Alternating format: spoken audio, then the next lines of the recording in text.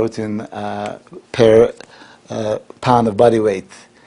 Ectomorphic possibly need more. And that's what I would say, start first with ectomorphic. If you're a hard gainer and you have a hard time putting the muscle mass, try immediately with a higher protein intake. So for ectomorph, I would go already with 1.5 and quite possibly even as much as 2 grams of protein per pound. This is the amount of protein that I also recommend to competitive bodybuilders. This whole Secrets of the Pros diet nutritional segment, it's for average sedentary person, not necessarily competitive bodybuilder.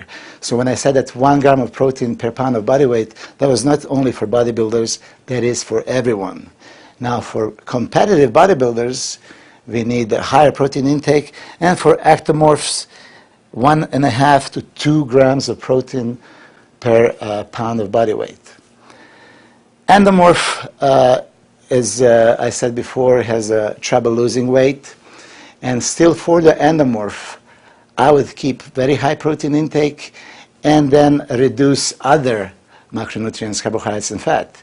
So even for endomorph, I would suggest 1.5 grams of protein per pound of body weight. Not necessarily 2, but 1.5.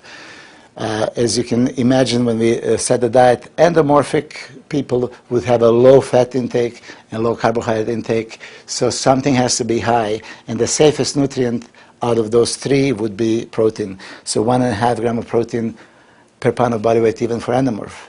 Mesomorphic people are fortunately very muscular. It's the best type if you want to be a competitive bodybuilder. We have even 8-time Mr. Olympia Lee Haney, who would claim that throughout his career he only needed 1 gram of protein per pound of body weight. And Lee Haney is very well respected, great athlete, great gentleman, wonderful person all around, but he was very well known for his nutritional knowledge. I attended some of his seminars, and I talked to him personally many times. He believes that if you're mesomorphic and you train very intense, you can get away with 1 gram of protein per pound of body weight, and he did, winning 8 Mr. Olympia titles. So I don't want to say it's impossible. I would not exclude that possibility. So mesomorphs can try with the 1 gram of protein per pound, and if they're not getting desirable results, then they can increase maybe to 1.5 or in between. So protein intake for those 3 types I mentioned here, and I wrote it during the break. We were taking that 200-pound person, and as I said, we started with 200 grams of protein. Carbohydrate, I decided to put like this example between 100 and 500 grams, for different body types. And fat in between 30 and 100 grams, also depending on the body type. So here was a endomorphic person. You have a trouble losing weight, I would give you 100 grams of carbohydrates for start. So each and every one of you that is watching this DVD and you're designing your nutrition program right now, if you believe you are endomorphic, start with the 200 grams of protein and the 100 grams of carbohydrates. Okay. If you are mesomorph, very muscular, I would put you on about 200 grams of carbohydrates. Same amount of protein. This is 200 carbs, 200 protein. If you're mesomorphic, but you're very active, I would increase this from 3 to 500. If you're extremely active, you can go as high as 500. If you train twice a day, on top of that you have some kind of physical activity in your job, you possibly need even 500. If you're mesomorph but you're very inactive, then you should stay at the 200 to 300 grams of carbohydrates range. If you're ectomorph, very high metabolism, very hard gainer, you can't really gain muscle mass for the life of you. Probably some of that protein that you're taking, your body is converting into the carbohydrate for that energy that is needed, so your body doesn't have enough protein building material. That's why you should go as high as 500. This is just, general, like this overview. because goal of this DVD is I want each and every one of you to come up with the exact diet by the end of the DVD.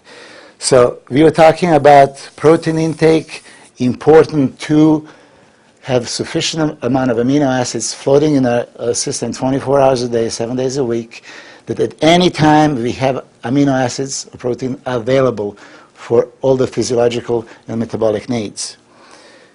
I established 1 gram per pound for average person.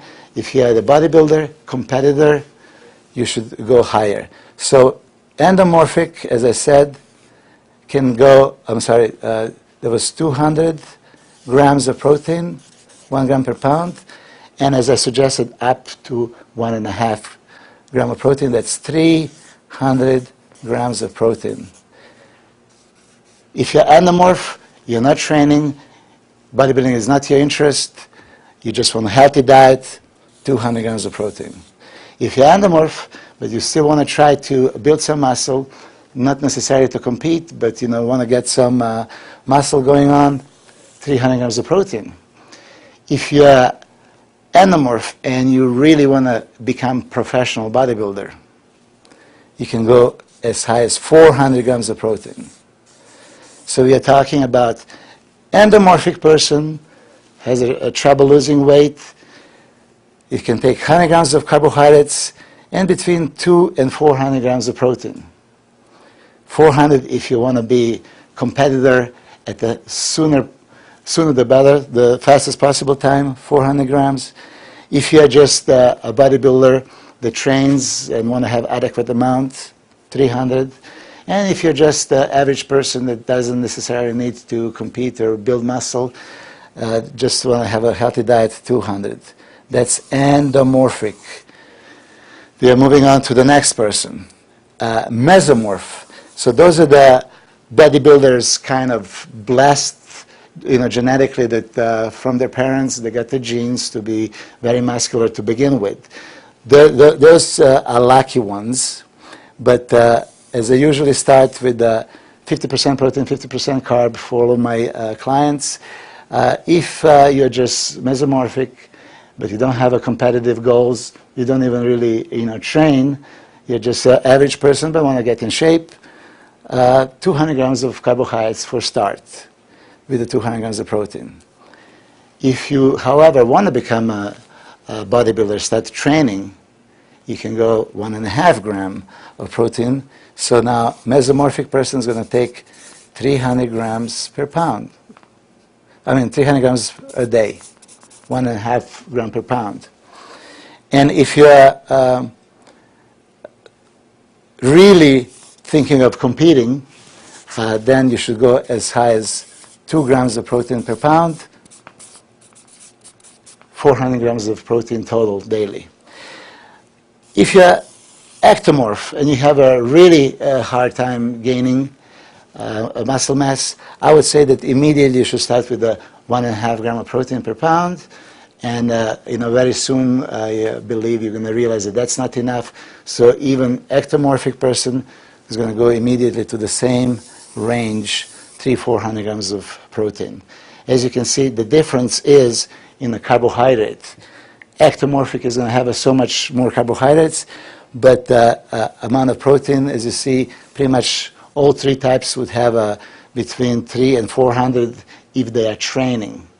If they're not really interested in a muscle mass increase, they're just sedentary individuals that do the normal job, 1 gram of protein per pound could be sufficient. That's a protein intake.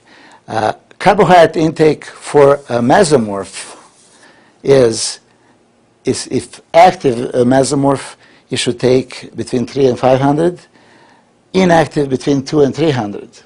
So how do we do this really practically when I do the diet for somebody? Let's say that ideally we have a minimum 5 meals a day. That's a minimum. It can be actually much more, and I do prefer to have more than 5 meals a day. So here would be protein, carbohydrates, and fat. If you take in consideration 200 grams, then 5 meals a day would be 40 grams of protein, right? However, if it's 300 grams, there will be 60 grams of protein. And if it's 400 grams of protein a day, that would equal to 80 grams of protein per meal. Here's now another problem.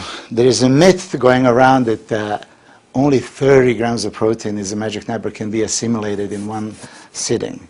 And that's exactly what I said, myth. There is absolutely no proof of anything like this. But I heard it so many times I have to mention it because I'm sure that this is coming. How much can human body assimilate in one sitting? I certainly don't want to recommend necessarily to take 80 or more, but to answer that question, absolutely, positively, body can assimilate any amount. As I was talking before, what happens with that protein? Your body has to break it down, and it's hours-long process, unless it's some dietary supplement like whey protein that is much quicker. But your body has to process this, break down, digest, assimilate, and everything else, and this is a long process. So when you eat that 80 grams, let's say, of protein, of, let's say, steak and eggs in the morning, it will take you hours before your body's going to get amino acids from that protein. So don't be alarmed and say, whoa, that's too much. But to make something much easier for everyone, if your required amount is high, 400 grams of protein, then obviously 5 meals is not enough. We can maybe add in between few more. And ideally for this, I would have let's say, 50, 60 grams of protein and have additional meals in between, which could be protein shakes, meal replacement drinks, anything that is convenient for you that it's possible and realistic to expect that you can maintain so many, let's say, 5 solid meals and 2, 3, 4 shakes. So if you're going with the 400 grams of protein as an extreme, that's professional bodybuilders and anybody that is considering competing and getting really a lot of lean muscle tissue in the shortest period of time, high amount of protein, up to 2 grams per pound is what I recommend. If it's 400 grams of protein, let's say you would have 50 grams in 8 meals. So we can add it like this, 6, 7, 8. I'm hoping that I'm not losing you here. 8 meals, 50 grams of protein each meal. 50, 50, 50, 50, so on, all the way to the end. That is extreme. That is the hardest case scenario. 200 is much easier, as we said before. 300 in between. I'm going with the hardest. It's going to be really easy for you to adjust the number. So if you do want to be a professional bodybuilder and beat Ronnie Coleman next year, you want to, besides qualifying and all that stuff, that's not really that complicated to do. This is more complicated. 400 grams each and every day, continuously, constantly, this is what's going to get you results. This is not something you can do one day and then have 2 days off, 3 days on, 2 days. Protein is constant. I mentioned that for many years, I was on 500 grams of protein daily, continuously for 20 years. And today, as we speak, I'm still on 500 grams of protein. My protein intake doesn't change. Carbohydrate and fat changes. Pre-contest, off-season, doesn't matter when, protein intake is constant. And for you, if you want to be a competitive bodybuilder and you want to go 400 grams of protein, find the easiest way how you can intake 400 grams of protein in, let's say, 8 meals. I was talking about various protein sources. Interestingly, a good friend of mine is Charles Poliquin, a great strength coach, not one of the best, I do believe, the best strength coach in the world, and he's also a nutritionist, and he does a lot of tests for various athletes. Interestingly, he tested for food allergies in several athletes, and what was really disturbing to find out, athletes get allergic to exact food they are eating constantly and continuously.